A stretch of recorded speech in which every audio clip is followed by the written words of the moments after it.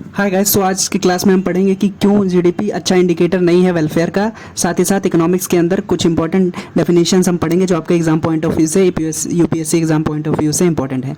तो 3 reasons Y GDP is not a good indicator of welfare, जिसे हम बात करेंगे। क्योंकि GDP fair distribution of income नहीं बताता है इकोनॉमी के अंदर। मान लेते हैं वो बताता है कि आपके देश के में जो मार्केट जो चीज़ें प्रोड्यूस हो रही हैं, गुड्स और सर्विसेज, उसका मार्केट वैल्यू क्या है। लेकिन इसमें हम वेलफेयर ऑफ पीपल नहीं जान सकते हैं, क्योंकि मान लेते हैं जैसे कि जो हाउस वाइफ्स काम करती हैं उनको कोई रेमुनरेशन नहीं मिलता उनके काम के लिए, तो मतलब उनको वो कोई इकोनॉमिक वैल्यू ऐड नहीं कर रही हैं इकोनॉमी के अंदर, इस वजह से। लेकिन जीडीपी उसको कैलकुलेट नहीं करता है, जीडीपी उसे देखता नहीं है।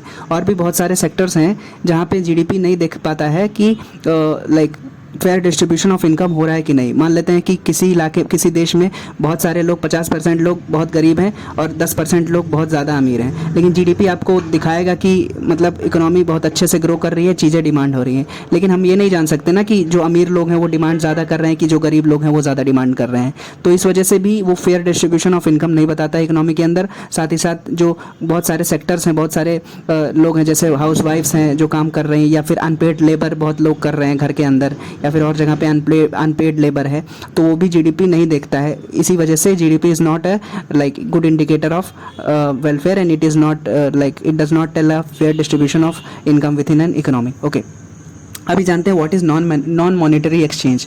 तो many activities in an economy are not incorporated in the GDP, like home maker, house wifes वगैरह होती हैं, तो नॉन मॉनिटरी एक्सचेंज में आएंगी, वो जीडीपी में नहीं कैलकुलेट होंगी। तो ये भी एक जीडीपी का ड्रॉबैक है, इसी वजह से ये अच्छा इंडिकेटर नहीं है वेलफेयर का। अभी जानते हैं व्हाट आर डिफर्ड पेमेंट्स। जैसे नाम से पता कर रहा है, कोई चीज़ डिफर कर देना, मतलब मुलतवी कर देना। तो payments which are made some time in the future are called deferred payments. मतलब अभी आप पेमेंट नहीं करेंगे, बाद में पेमेंट करेंगे, तो उसे डिफर्ड पेमेंट कहा जाता है इकोनॉमी के अंदर। नेक्स्ट हम पढ़ेंगे व्हाट इज़ लिक्विडिटी प्रेफरेंस। तो मतलब लिक्विडिटी जैसे नाम से पता चल रहा है, मनी सप्लाई जो नोट या सिक्कों के फॉर्म में होता है वो लिक्विड मनी होता है, जो लोगों के पास इजीली अवेलेबल रहता है। सो लोग लिक्विडिटी प्रेफरेंस वो कहा जाता है जब लोग मनी सप्लाई को, मतलब पैसे को अपने पास, अपने हाथों में, अपने जेबों में रखना चाहते हैं, नोट को, सिक्कों को अपने साथ पैसा रखना चाहते हैं, तो उसे कहा जाता है कि liquidity preference of the public. So liquidity preference of the public 3 motive से चूज़ किया जाता है। मतलब कोई मनी सप्लाई मतलब जो लिक्विड मनी है पब्लिक अपने पास रखना चाहेगी पैसों को कैश फॉर्म में, वो क्यों रखना चाहेगी, उसके 3 कारण हैं।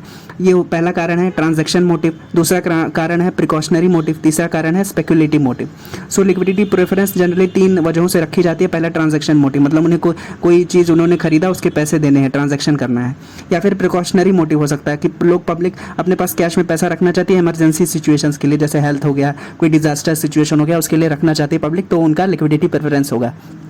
तीसरी वजह हो सकती है लिक्विडिटी प्रेफरेंस की पब्लिक द्वारा स्पेकुलेटिव मोटिव, मतलब वो अपने लाइक ज़रूरत की चीज़ों के लिए खर्चा करना चाहते हैं, या फिर अपने मतलब ऐशो आराम के लिए खर्चा करना चाहते हैं। स्पेकुलेशन मतलब ज़्यादातर खर्चा करना चाहते हैं, ज़रूरत नहीं है फिर भी खर्चा करना चाहते हैं, तो वो लोगों को ही स्पेकुलेटिव मोटिव कहा जाएगा लिक्विडिटी प्रेफरेंस में। ओके, तो ये तीसरा कारण है स्पेकुलेटिव मोटिव, जब पब्लिक बहुत खर्चा करना चाहती है।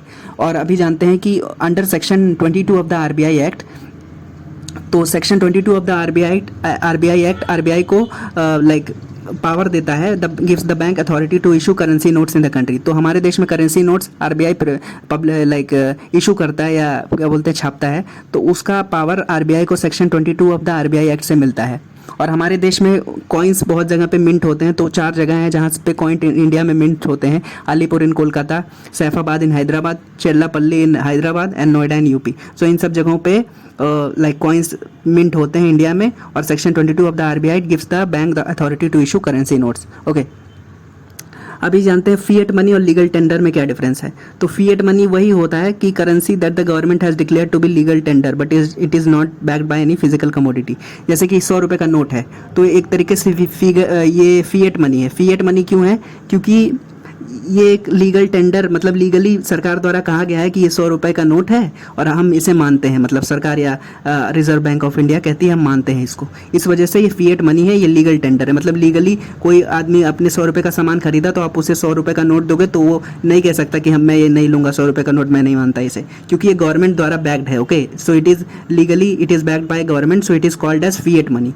बट फिएट मनी ये भी होता है कि it is not backed by any physical commodity, मतलब वो 100 रुपये का नोट है, किसी गोल्ड या और प्रॉपर्टी से बैक नहीं है, मतलब कोई गोल्ड या और कोई प्रॉपर्टी उसका सिक्योरिटी नहीं है। मतलब मान लेते हैं आपके पास 10,000 रुपये का नोट है, 10,000 रुपये हैं कैश में, लेकिन it is not backed by any currency. मतलब उसकी it is not backed by any other item like gold वगैरह सिल्वर से ये बैक नहीं है ये करेंसी। मतलब इसकी अपनी कोई वैल्यू नहीं है। जब तक सरकार अगर इसको नल डिक्लेयर कर दे, नल एंड वॉइड डिक्लेयर कर दे, तो उस 100 रुपये के नोट की कोई वैल्यू नहीं रह जाएगी।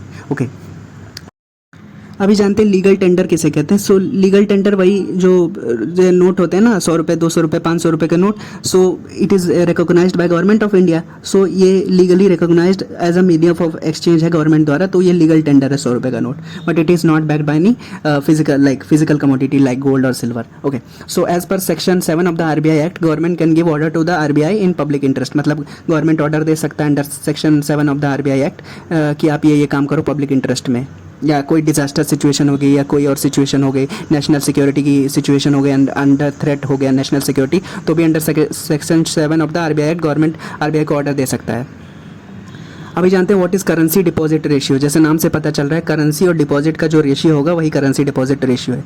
सो it is the ratio of money held by the public in currency to the ratio upon the money that they hold in bank deposits. Okay, so it is refers to the people's preference for liquidity. मतलब currency deposit ratio से आप पता लगा सकते हैं कि लोग कितना लिक्विडिटी या फिर कैश में मनी को कितना प्रेफर कर सकते हैं। ये आप जान सकते हैं कैश डिपॉजिट रेशियो से, करेंसी डिपॉजिट रेशियो से।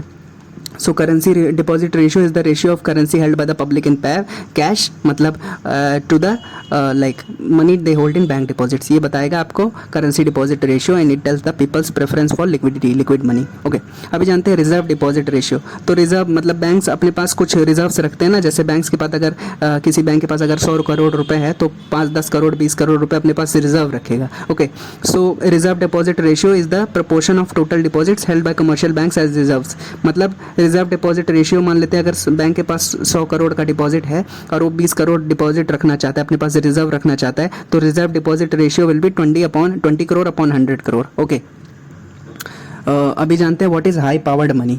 तो हाई पावर्ड मनी ये होता है कि आरबीआई कितने पैसों के लिए जिम्मेदार है। मतलब the total liability of the RBI is called monetary base और हाई पावर्ड मनी। ओके, सो मतलब आरबीआई को कितने पैसे देने हैं, कितने पैसे के लिए आरबीआई जिम्मेदार है, वो कहा जाएगा मॉनेटरी बेस या फिर high powered money. So high powered money consist of currency in circulation, deposits held by the government and commercial banks with the RBI. Okay, तो जो पैसे हैं करेंसी, जैसे जो इकोनॉमी के अंदर करेंसी घूम रही है और डिपॉजिट्स हेल्ड बाय गवर्नमेंट है और कमर्शियल बैंक्स ने कुछ पैसे आरबीआई को दिए हैं। ओके, सो ये सब पैसे आरबीआई के थोड़ी ना है। ये सब पैसे को या तो पब्लिक के हैं जो करेंसी सर्कुलेशन में चल रही है, या फिर जो पैसे कमर्शियल बैंक्स ने आरबीआई को दे रखा है वो भी आरबीआई का नहीं है, कमर्शियल बैंक्स का है, तो उसके लिए आरबीआई जवाबदेह है, जिम्मेदार है। Okay, so the total liability of the RBI is called as monetary base और high powered money, and it consist of currency in circulation, deposits held by the government and commercial banks with the RBI. Okay, so जो government और commercial banks RBI से पैसे देंगे,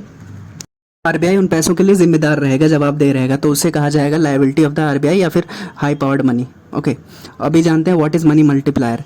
सो money multiplier is the amount of money that banks generate with each dollar of reserves. मतलब आपने अगर bank के अंदर 100 रुपये जमा किया तो उससे इकोनॉमी के अंदर कितने पैसे, वो 100 रुपये कितने रुपए बन जाएंगे, इकोनॉमी के अंदर कितनी बार मल्टीप्लाई होंगे, उसे मनी मल्टीप्लायर कहा जाता है। मैक्सिमम कितना मल्टीप्लाई हो सकता है। मान लेते हैं आपने 100 रुपये बैंक में डिपॉजिट किया, जमा किया कि मैं डिपॉजिट कर रहा हूँ और 5 साल बाद लूँगा, तो फिर बैंक क्या करेगा, कुछ पैसे रख लेगा, 20 रुपये मान लेते रख लिए उसने, और कुछ परसेंट 70-80% मतलब 70-80 रुपये बाहर लोन दे देगा।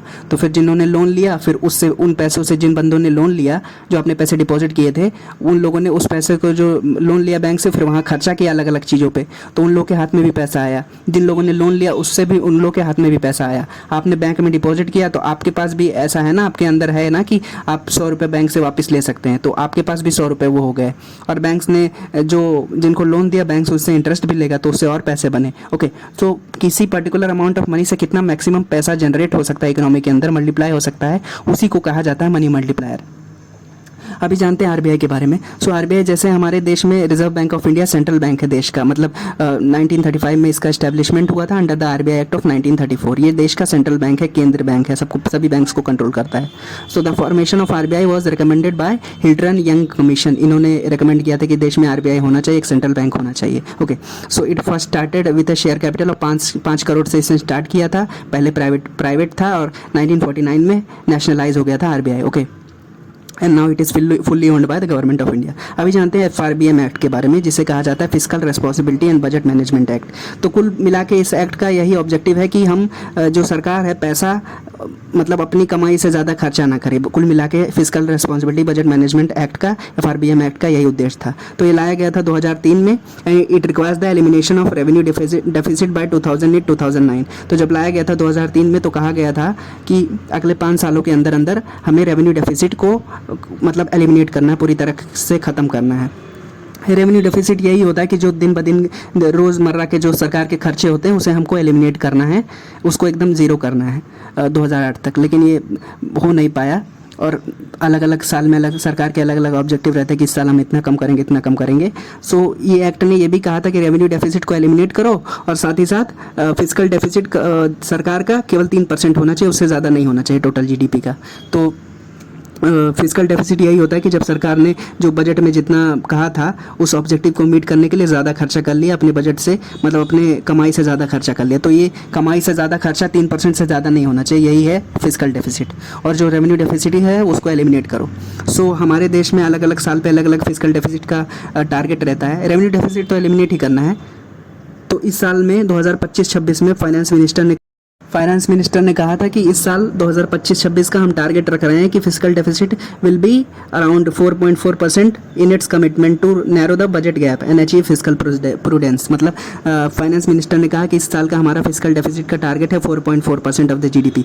मतलब 4.4% ऑफ द GDP से ज़्यादा हम फिजिकल डेफिसिट नहीं कर सकते, बोरो नहीं कर सकती सरकार। ओके, तो इसको ज़रूरी है FRBM एक्ट को फॉलो करना, फिजिकल डेफिसिट को 4.4% तक ही सीमित रखना, क्योंकि हम फिजिकल प्रूडेंस मेंटेन करना चाहते हैं, बजट गैप को कंट्रोल करना चाहते हैं। मतलब जितना हम कमाई कर रहे हैं उससे ज़्यादा खर्चा ना करें, केवल 4% तक ही फिजिकल डेफिसिट होना चाहिए, उससे ज़्यादा नहीं होना चाहिए। हम फिजिकल प्रूडेंस अचीव करें। फिजिकल प्रूडेंस यानी कि बजट के अंदर ही आप खर्चा करें।